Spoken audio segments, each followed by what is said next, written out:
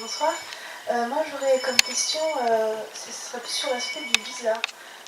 Comment obtenir un visa quand on veut devenir freelance. Comment vous avez obtenu votre visa? Est-ce que vous avez déjà quelque chose avant ou est-ce que vous l'avez obtenu grâce à ce statut?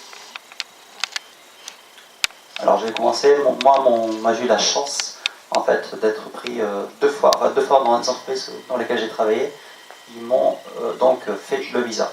Et là c'était un visa vraiment de travail, tout court, donc en CDI. Et donc en fois j'ai eu, alors je suis arrivé avec un visa vacances-travail, donc là c'est un an.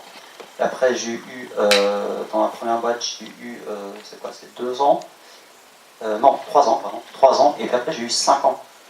Donc j'ai eu de la chance.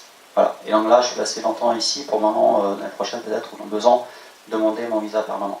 Donc j'ai jamais eu à faire en fait des démarches administratives pour avoir le statut de freelance, enfin, ou avoir un visa basé sur le freelance au Japon. Je sais que c'est assez compliqué, ça demande beaucoup de... il faut une somme d'argent aussi de départ, il y a beaucoup de façons différentes de le faire, de monter sa boîte, d'être indépendant. Enfin, voilà. Peut-être qu'il y a quelqu'un aussi parmi nous qui a des expériences là-dessus. Moi j'ai un visa de travail aussi, en fait, j'ai un visa de journaliste, donc c'est mon média qui a sponsorisé mon visa. Moi ça fait trop longtemps que je suis hors sujet.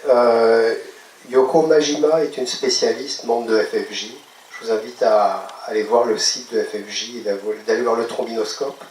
Il y a ses coordonnées, c'est une personne qui est charmante et extrêmement professionnelle et compétente, et elle va certainement répondre à vos questions. Bon, je pense que je ne vais pas pouvoir répondre à votre question non plus. En fait, je suis venue aussi avec un visa travail que j'ai renouvelé sur place, mais entre-temps, je me suis mariée. Et donc, j'ai changé mon visa en visa d'épouse parce que c'était plus simple pour tout, en fait. Et c'est vrai que quand on a envie d'être freelance avec ce type de visa, mais on n'a aucune démarche à faire, donc voilà. Désolée. Merci quand même. Bonjour, je voudrais savoir quelle est la forme juridique exactement par rapport au Japon que vous avez pour votre entité en tant que freelance.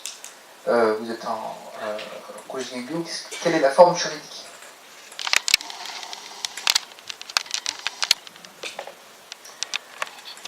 Après 33 ans, je risque de dire des bêtises, mais il n'y a pas de forme juridique du freelancing au Japon. Il y a par contre une formule fiscale,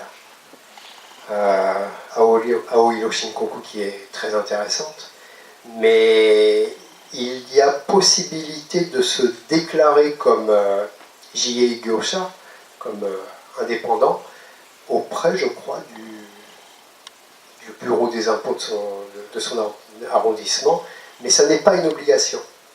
D'un point de vue administratif, on dit je suis indépendant et voilà. Je pense que tu as très bien répondu à la question. Je sais qu'on a la possibilité de se déclarer. J'ai hésité à le faire, mais finalement, pour l'instant, j'en ressens pas le besoin. Donc, pareil, je remplis mes papiers chaque année. Il n'y a pas d'obligation de se déclarer. Après, c'est avoir un nom d'entreprise, de domaine ou pas. Je le ferai peut-être un jour, mais pour l'instant, j'en ai pas besoin en fait. Le plus important, c'est de déclarer ce qu'on doit déclarer tous les ans et puis